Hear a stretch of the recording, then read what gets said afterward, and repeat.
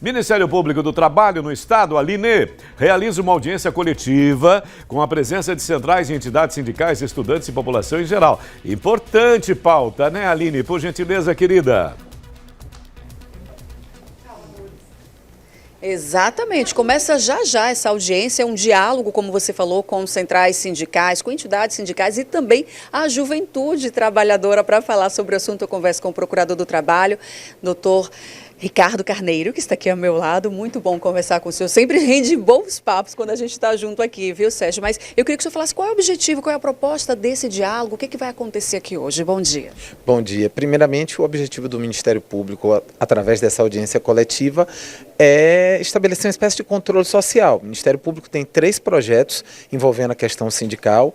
É o projeto de combate a atos antissindicais, sindicalismo e diversidade e juventude no mundo do trabalho. Então, o primeiro objetivo é apresentar os resultados desses 3 projetos por esse período inicial. Um segundo objetivo é ajudar, é um papel que o Ministério Público tem, missão constitucional dele, usar o seu instrumental, os seus mecanismos para construir pontes. Pontes entre empregadores e sindicatos, entre sindicatos e trabalhadores, entre trabalhadores e empregadores. E nessa construção de pontes, talvez um dos papéis mais importantes seja aproximar o jovem trabalhador do movimento sindical. E aí eu gostei muito da fala que ele trazia agora há pouco, Sérgio, para mim, sobre essa visão do jovem trabalhador que muitos desconhecem a importância do sindicato. E aí o senhor falando sobre atos antissindicais já me remete a um outro assunto, é que dá para dizer que os sindicatos têm perdido a força, o movimento sindical perdeu a força nos últimos anos? O direito do trabalho, as relações de trabalho de um modo geral são muito dinâmicas. Então é preciso que o movimento sindical perceba que o que ele tem não foi dado, é um construído. E dentro dessa perspectiva ele precisa se reinventar diante dessas novas relações de trabalho. Se comunicar melhor com o público jovem, mostrar as conquistas dos sindicatos. Então, por exemplo, da mesma forma que para o jovem os direitos trabalhistas estão previstos na Constituição e quem nasceu depois de 88, acho que aquilo foi quase dado de forma divina, ou seja, não sabe que aquilo foi fruto de uma luta sindical para a conquista em relação aos trabalhadores.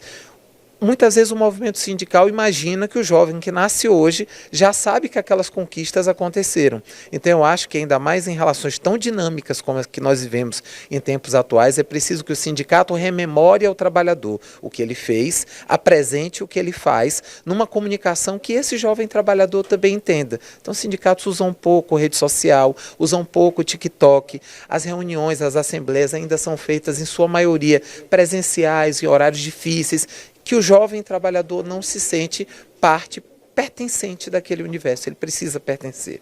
Eu estou vendo aqui no auditório, não dá para mostrar agora, representantes de grandes sindicatos, entidades sindicais aqui no nosso estado e que precisa melhorar essa comunicação muitas vezes, levar essa informação, como o senhor falou, muitas vezes o jovem está ali e ele não tem aquele conhecimento de que aquele direito que ele recebe foi conquistado por meio de luta, de suor, de muita gente lá atrás. Não raro o sindicato acha que quando presta contas, ele deve prestar contas para o seu conselho fiscal. Na verdade, o sindicato tem que estar prestando contas, primeiramente, a todos os trabalhadores e depois à sociedade. Você precisa se mostrar importante todos os dias, porque esse reconhecimento da sua importância, da razão de ser da própria entidade sindical, precisa ser reafirmado diariamente. Se o sindicato assim fizer, se o sindicato não perder a bandeira, porque a bandeira sindical é a bandeira da solidariedade. Se o sindicato pertencer, que onde tem uma luta boa, ele precisa ser solidário a essa luta, que ele precisa abrir a sua pauta para a pauta dos jovens. O sindicato precisa ser mais diverso.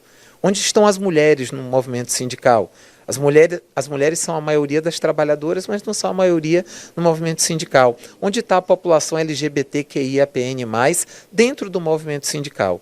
Então é preciso que a gente se abra onde há diversidade racial dentro do movimento sindical. Então são apenas algumas questões que o movimento sindical precisa analisar e o Ministério Público abre aqui a porta do diálogo, sem tentar impor solução nenhuma, porque o diálogo precisa ser efetuado pelos principais atores sociais que estão nessa cena do trabalho brasileiro, que são sindicatos, trabalhadores e empresários. Além de apresentação dos resultados desses projetos, é um momento também de ouvir as demandas dos sindicatos. Sem dúvida, o Ministério Público está sempre aberto para ouvir.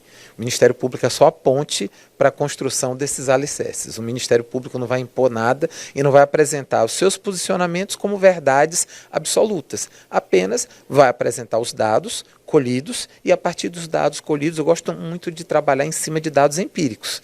Então, os dados empíricos vão ser apresentados e nós vamos analisar a partir do número de ocorrências, de atos antissindicais, a partir da verificação da maior ou menor diversidade prevista nas normas coletivas, se nós estamos alcançando esses propósitos ou se ainda estamos bem distantes deles. Muito bem, doutor Ricardo, muito obrigada pelas informações e participação ao vivo com a gente no Balanço Geral. A gente vai ficar por aqui, Sérgio, vamos acompanhar essa audiência, matéria completa em nossos telejornais. Queridos, e sempre a constatação que o doutor rende sempre ótimas e elucidativas entrevistas. Muito obrigado, queridos, valeu! Agora